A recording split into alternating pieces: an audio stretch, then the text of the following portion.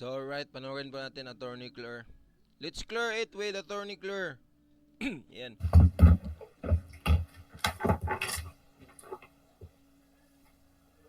Magandang araw, Malacanang Media. Welcome sa ating briefing ngayong araw. Narito po tayo para sa isang mahalagang anunsyo. Danger. End quote. Ayon sa Pangulo, ang ipagsawalang bahala ang babalang ito sinabi ng ating pamana. Kaya dapat, ayan. Forward natin, mga walang kwenta eh. Legislation na ito. Una-una po, nais ipaalam ng Pangulo Ano daw? Naturalization. Pero since nabanggit na po ninyo, I understand yung sinusulong nilang legislation for that, ma'am, ay supported by majority of the senators. So, is there any message of the President to the senators na nagbabak dito sa legislation na ito? Una-una po, nais ipaalam ng Pangulo na kung may mga kaduda-duda, interes, at hindi naman po bingi ang ating Pangulo para dinggin at pakinggan kung ano yung kanyang mga nakukuhang mga data or facts about supposed to be grantee. So kung nagkaroon man at yun lamang po tinatawag na grantee. Next question, Pia Gutierrez, ABS-CBN. Hi, ma'am. Ma'am, there had been speculations about the President's health lately. Kamusta na po ang Pangulo? Kung makikita nyo po, yan naman po ay talagang pinapakalat, siguro para palabasin na ang Pangulo ay hindi maganda. Ang tanong, Attorney Claire, kamusta na yung Pangulo? Tapos medyo advanced. Tingnan nyo dito guys ha. Yeah. Lately, kamusta na po ang Pangulo? Kung makikita nyo po, yan naman po ay talagang pinapakalat. Tingnan nyo, ang tanong ng reporter ha, klarong-klaro. Ayan ha. Yung tinatawag na grantee. Alright. O dito ha, pakinggan nyo yung tanong ng reporter. Next question, Pia Gutierrez, ABS-CBN. Hi, ma'am. Ma'am, there had been speculations about the President's health lately. Kamusta na po ang Pangulo? Kung makikita nyo po, yan naman po ay talagang pinapakalat, siguro para palabasin na ang Pangulo ay hindi maganda ang kalusugan. Kaya nga, kumusta nga na nga yung Pangulo? Digitsuin mo na kasi. Good health. Mapapasin nyo po, siguro po, kahit po yung mga media, Pati naman yung reporter, parang na tulala sa sagot mo. halos araw-araw naman po ay nakikita ninyo ang Pangulo. Anong araw-araw nakikita namin yung Pangulo?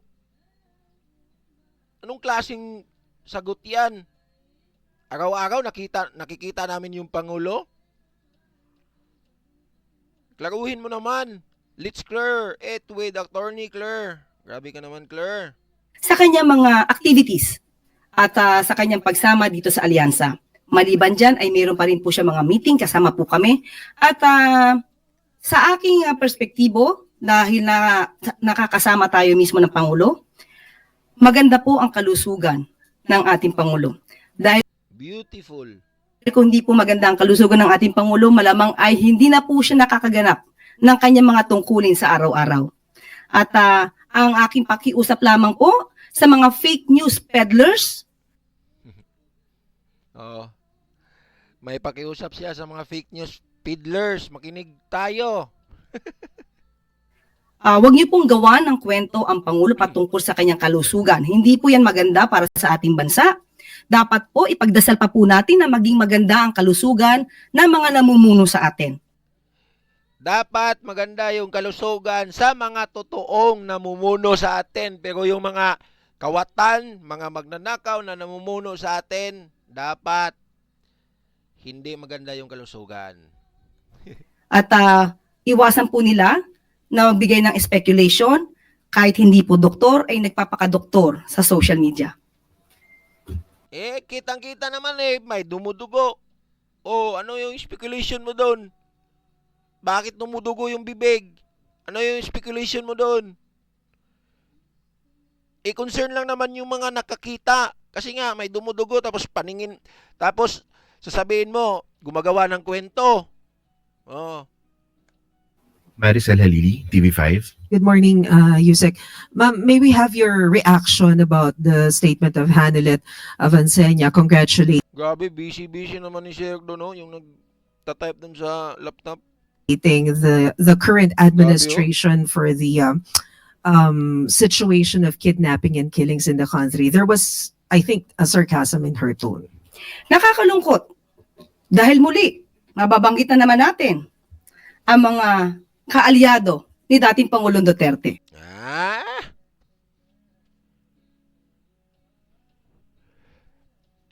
Pag nakakalungkot, Duterte agad, kaalyado agad. Ano ba yung tanong doon? Situation of kidnapping and killings in the country. There was, I think, a sarcasm in her tone. Ano yun? Have your reaction about the statement of Hanelet Avancenia congratulating the current administration for the situation of kidnapping and killings in the country. There was, I think, a sarcasm in her tone. Nakakalungkot Ano nakakalungkot doon? Totoo yun. Talamak na naman yung kidnapping, patayan, na dati sa panahon ni Duterte, wala na mga yan.